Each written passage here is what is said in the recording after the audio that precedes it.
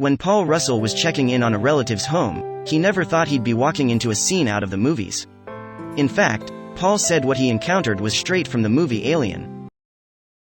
Before we begin, make sure you smash that like button, subscribe to our channel, and click the notification bell for more amazing videos.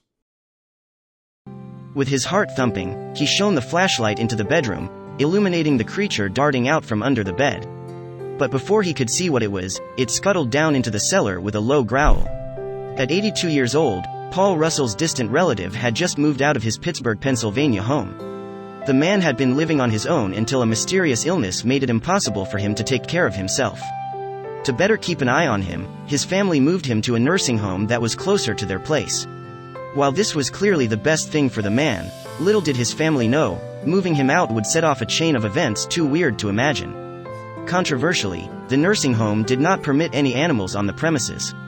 Sadly, that meant Siam, the man's beloved 17-year-old cat, had to be left behind. This is where Paul jumped at the opportunity to help. Paul and his wife, self-described animal lovers, already had a few cats. So what's one more? Well, as Paul was soon to find out, Siam wasn't the only animal in that house. Paul walked up the drive, opened the front door, and flicked the light switch on and off. Nothing. He'd have to go down into the cellar and find the breaker, but first things first. He went back to his car and fetched his emergency flashlight. But when he shone the beam into the hallway, he almost dropped it. The smell hit him first, then the sight in the hallway left Paul reeling. The entire house was stacked from floor to ceiling with trash. Broken furniture, boxes, and newspapers lay in heaps and dishes piled up high on every surface. The windows were blacked out, and, stranger still, there were weird markings all over the walls. As Paul moved slowly through the house, he couldn't shake the feeling that he was being watched. He tried to stop thinking about rats, snakes, and worse. The hair prickled on the back of his neck as he shone the flashlight's beam over the etchings on the walls. Who, or what, had done this?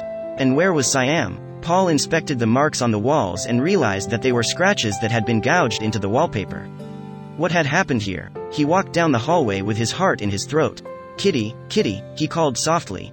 A strange feeling came over him and, suddenly, all his nerves were screaming at him to run. He had to find Siam as quickly as possible so he could get out of there. Paul walked into the kitchen and located Siam's food bowl. He filled it with the cat food he had brought with him, but strangely, Siam didn't come running. After calling his name for several minutes, his heart sank. If Siam was hiding, he'd never find him in the dark. There were too many hiding places. He knew he'd have to go down to the cellar and flip the breaker switch.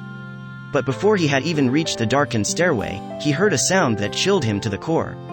A screech echoed through the house and Paul froze. Then, he heard a thump, but this time the noise came from another room, the bathroom at the end of the hallway.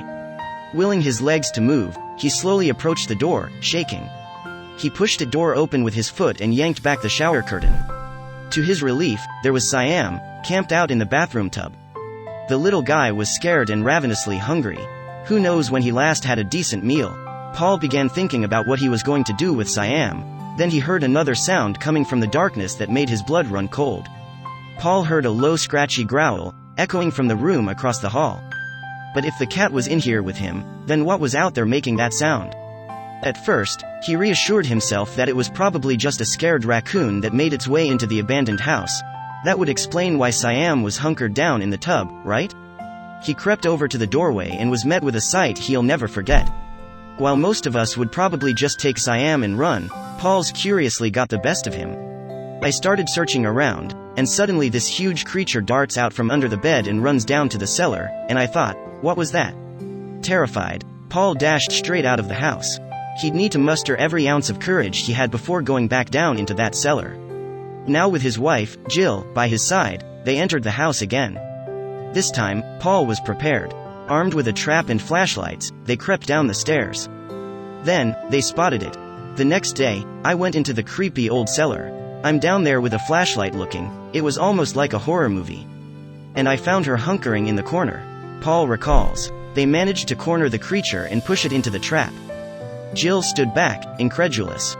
She hadn't believed her husband when he had said that the creature looked dusty and appeared to have huge glowing eyes, but now she had seen it for herself. Just what had they found? They rushed the alien-looking creature to the vet, hoping for some answers. At the vet, Paul and Jill were shaken. What could this animal be? Paul speculated that perhaps it was a wild animal he'd never heard of, or a common animal that looked like nothing he had ever seen. The vets had never seen anything like this before, either. But they did know what it was. What they were looking at was a cat. But what had caused it to transform beyond recognition? After a series of discussions about what the next move should be, the vets eventually came to a decision that the only sensible thing they could do was give the creature anesthesia. The cat, aptly named Heidi due to its affinity for hiding, was also trapped under pounds and pounds of its own matted fur. Sadly, its 82-year-old owner had completely forgotten about Heidi for a very, very long time. Heidi was really overweight, so that makes it harder for cats to groom themselves, and that's when you see matting happen, Western PA Humane Society Senior Marketing Communications Manager Caitlin Lasky said. But how could they safely remove the cat's dreadlocks? The vet team was stunned at Heidi's appearance. They hadn't seen anything like that, Caitlin Lasky, Senior Marketing Communications Manager for Western PA Humane Society, said. Even looking online, I had a hard time finding anything similar, so it's definitely a unique case. There really is the only way to rescue a cat in this condition.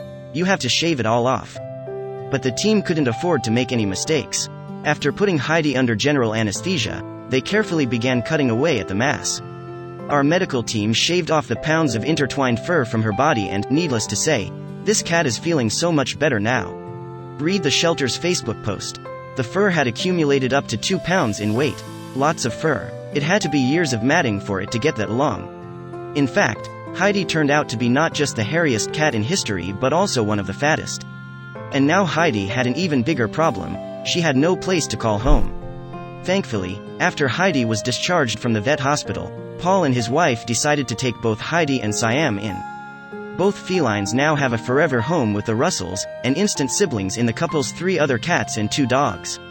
It will take more time to see who Heidi really is, but she's slowly adjusting to life without pounds of overgrown fur. She may not realize it yet, but she finally has a chance at a happy and healthy life. But could Heidi ever trust humans again? After years of neglect, it's clearly going to take some time for her to settle in. She's been hiding under the bed for the last couple of days, Russell said. I've been dragging her out, and holding her, and she purrs a lot. The last couple of days, she's climbed out from under the bed on her own and into a cat bed I have. So she's starting to work her way to see people more.